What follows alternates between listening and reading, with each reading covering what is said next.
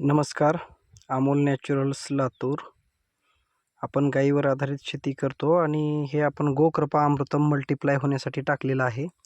200 litre पाणी, 1 litre गोकृपा अमृतम culture, 1 litre गाईचं ताक आणि 2 किलो गूळ.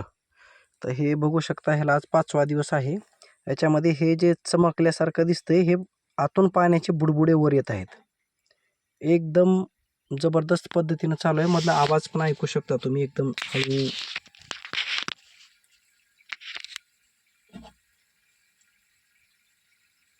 एकदम सूक्ष्म आवाज येतोय बुडबुडे फुटल्यासारखा.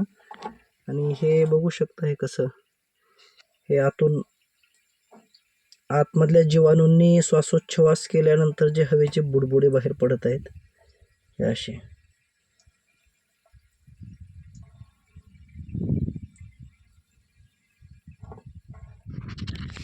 आणि हा आपला सेंद्रिय ऊस.